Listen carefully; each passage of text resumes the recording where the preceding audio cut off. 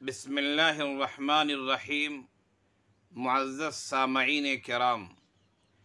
کل کی ویڈیو کے کامنٹ میں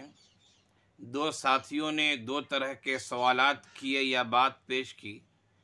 میں مناسب سمجھتا ہوں کہ اس کی وضاحت کر دوں۔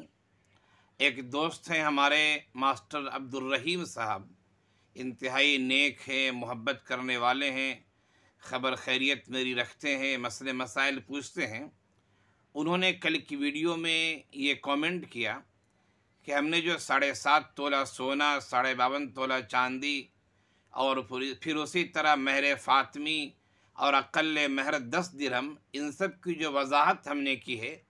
اگر ان کی قیمت بھی لکھ دیتے تو بہتر ہوتا۔ ہم نے ان سب کی وضاحت گرام میں کی تھی کہ اتنا گرام اتنا گرام اتنا گرام آج کے رائج اوزان کے لحاظ سے ہے۔ ماسٹر صاحب نے یہ بات پیش کیا اور کہا کہ اگر اس کی قیمت لکھ دی جاتی تو اور بہتر ہوتا۔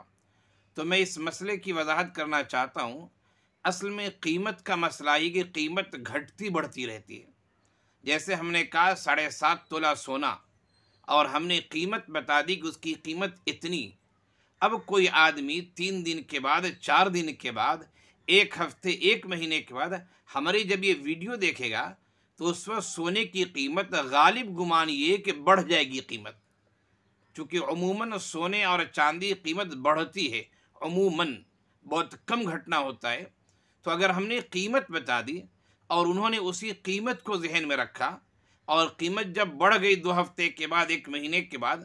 تو یقیناً قیمت بڑھنے کے ساتھ جو ہم نے مقدار بتائی تھی، وزن بتایا تھا، اس کی قیمت بھی بڑھ جائے گی اور ہماری بتائی ہوئی قیمت کا پھر اعتبار نہیں ہوگا۔ یہی حال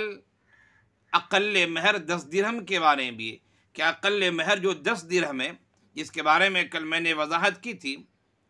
اب اگر میں اس کی قیمت بتا دیتا ہوں اور کوئی آدمی 1 سال کے بعد ہماری یہ ویڈیو سنتا ہے اور اسی قیمت کو وہ اقل مہر سمجھ کے رکھ دیتا ہے تو یہ درست نہیں ہوگا۔ اس لیے کہ 1 سال کے بعد غالب گمان یہ ہے، 99% یہی ہے کہ قیمت یقیناً بڑھے گی۔ تو انہوں نے ہماری کہی ہوئی قیمت کو مقرر کر لیا تو وہ چیز غلط ہو جائے گی۔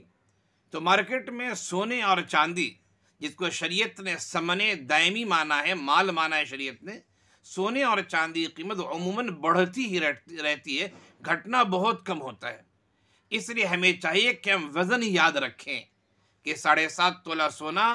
گرام میں کتنا آ رہا ہے جو آج کل رائج ہے، 52.5 تولہ چاندی گرام میں کتنا ہے جو رائج ہے، اسی طرح مہر فاطمی گرام میں کتنا ہے، اقل مہر گرام میں کتنا ہے۔ جب ہم گرام یاد رکھیں گے تو ہم جب بھی چاہیں 2 سال، 4 سال، 10 سال، 20 سال کے بعد بھی،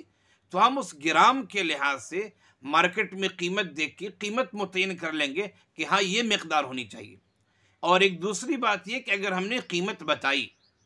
تو میں فی الحال حیدرآباد میں رہ رہا ہوں، ایک مدرسے سے جڑا ہوا ہوں، دارالعلوم سبیل السلام میں تدریسی خدمات انجام دے رہا ہوں۔ فی الحال 1 گرام سونا یا 10 گرام سونے کی قیمت یا چاندی کی قیمت جو حیدرآباد میں ہے، وہی قیمت بامبے میں ہو، بہار پٹنہ میں ہو، یو پی میں ہو یا کسی اور جگہ پہ ہو، یہ کوئی ضروری نہیں ہے۔ اس شہر کے لحاظ سے قیمت کچھ اور ہوگی، حیدرآباد شہر کے لحاظ سے قیمت کچھ اور ہے۔ تو شہروں کے لحاظ سے بھی قیمت میں فرق پڑ جاتا ہے، ایام کے لحاظ سے بھی قیمت میں فرق پڑ جاتا ہے۔ اس لیے قیمت بتانا مناسب نہیں ہے۔ ہاں اگر موضوع کرنٹ موضوع ہے، ابھی کوئی پوچھ رہا ہے کہ مولانا نکاح کرنا ہے ہمیں اور اقل مہر 10 درہم ہے، ذرا یہ بتائیے کہ 10 درہم کی قیمت مارکیٹ میں کیا ہوگی، تو جس شہر کا وہ آدمی ہوگا اس کے لحاظ سے قیمت بتا دی جائے گی۔ یا زکوٰۃ کا مسئلہ کوئی آدمی پوچھ رہا ہے کہ مولانا میرے پاس 7.5 تولہ سونا یا 8.5 تولہ، 9.5 تولہ سونا موجود ہے ہمارے پاس، ذرا یہ بتائیے سونے کی قیمت مارکیٹ میں کیا ہوگی۔ جو گرام ہے، گرام کے لحاظ سے بھی قیمت معلوم کر لیں، قیمت اخبارات میں لکھ کر آتی رہتی ہے، سونار کے دکان سے معلوم کر لیں، ہم کرنٹ قیمت بتا سکتے ہیں اور اس کے ساتھ زکوٰۃ وہ آدمی نکالنا متعین کر سکتا ہے۔ اس لیے ہم نے نہ قیمت کی وضاحت کی ہے اور نہ ہم نے اس کے بارے میں یہ بتایا کہ بھائی اس شہر کے لحاظ سے اتنا، اس شہر کے لحاظ سے اتنا، اس لیے کہ ویڈیو سننے والے پوری دنیا میں جو بھی چاہے سن سکتا ہے۔ یہ تو یوٹیوب پر اپلوڈ ہے، کوئی بھی سن سکتا ہے۔ شہر کے لحاظ سے، ملک کے لحاظ سے، تاریخ کے لحاظ سے قیمت میں فرق پڑتا ہے، اسی لیے ہم نے وزن کی وضاحت کی ہے، قیمت کی وضاحت نہیں کی ہے۔ ایک دوسرے ہیں بیگوسرائے سے مولانا تاج الدین صاحب ہیں، انہوں نے یہ کامنٹ کیا اور ایک سوال دریافت کیا کہ ایک آدمی ہے لون پر لے رہا ہے، قسط پر لے رہا ہے، اور گاڑی قسط پر انسٹالمنٹ پر لے رہا ہے، اب اس آدمی پر گاڑی کی وجہ سے زکوٰۃ ہے یا نہیں؟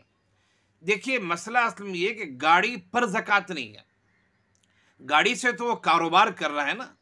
گاڑی سے کاروبار کر رہا ہے، گاڑی بیچ نہیں رہا ہے، وہ گاڑی اس نے خریدی ہے، اس کو کرائے پر لگا رہا ہے، وہ تو گاڑی پر زکوٰۃ نہیں ہے، لیکن گاڑی سے اتنی آمدنی ہو رہی ہے جو آمدنی زکوٰۃ کی وجوب فرضیت کے لیے ہے، جو آپ جانتے ہیں کہ 7.5 تولہ سونا یا 52.5 تولہ چاندی، دونوں میں سے کسی کے مقدار کے برابر آدمی اگر مالک ہو جاتا ہے، اگر 52.5 تولہ چاندی یا 7.5 تولہ سونا، اگر کسی کے پاس سونا نہیں، مثال کے طور پر صرف چاندی ہے، یا کسی کے پاس چاندی بھی نہیں ہے، سونا بھی نہیں، پیسے ہیں بینک میں، تو ان دونوں صورتوں میں جو ہے چاندی کا اعتبار ہوگا، چونکہ چاندی کی مقدار کم ہے، اس میں غریب غربا کا فائدہ ہے، اس لیے چاندی کو معیار بنایا جائے گا کہ 52.5 تولہ چاندی کی جو قیمت ہے مارکیٹ میں، اتنی رقم اگر اس کے پاس بینک بیلنس ہے، یا اتنی رقم کا فائدہ اس کے گاڑی کرایہ سے ہو رہا ہے، اور اس کے پاس وہ جمع ہے، جمع رقم ہے، چونکہ زکوٰۃ جو فرضیت کا مسئلہ ہے وہ 1 سال گزرنے کے بعد ہے۔ آدمی نے گاڑی لون پر لیا اور وہ کما رہا ہے، لون بھر رہا ہے، کما رہا ہے، لون بھر رہا ہے، کما رہا ہے، کھا پی رہا ہے، اس کے پاس بیلنس کچھ بھی نہیں ہے، یا بیلنس اتنا اس کے پاس ہے جو 52.5 تولہ چاندی کے مقدار کو بیلنس نہیں پہنچ رہا ہے، تو پھر ایسے آدمی پر زکوٰۃ نہیں ہے۔ یاد رکھیے زکوٰۃ گاڑی پر نہیں ہے، بلکہ گاڑی سے جو آمدنی ہو رہی ہے اس آمدنی پر زکوٰۃ ہوگی، بشرطے کہ وہ آمدنی 52.5 تولہ چاندی کی قیمت کو پہنچ جائے اور پھر اس پر سال گزر جائے۔ زکوٰۃ کے مسئلے میں عموماً لوگ الجھ جاتے ہیں، اس لیے قریب میں جو آپ کی مفتیان کرام ہو یا جن علماء سے آپ کا ربط ہو، ان کو اپنی پوری صورتحال بتا کر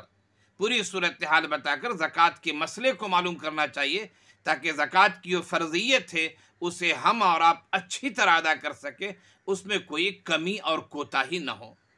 یاد رکھیے مولانا تاج الدین صاحب سے بھی کہیں گے کہ مزید کچھ استفسار چاہتے ہیں آپ تو معلوم کر سکتے ہیں، فون کر سکتے ہیں، کامنٹ میں لکھ سکتے ہیں، اور بھی دیگر حضرات جو مسئلہ چاہے پوچھنا پوچھ سکتے ہیں۔ اللہ تعالی ہم سب کو شریعت پر چلنے والا بنائے، شریعت پر عمل کرنے کی توفیق عنایت فرمائے، علماء سے ہم سب کو اللہ تعالی مربوط رکھے اور مرتے دم تک اسلام کے مطابق زندگی گزارنے کی توفیق عنایت فرمائے۔ آمین یا رب العالمین۔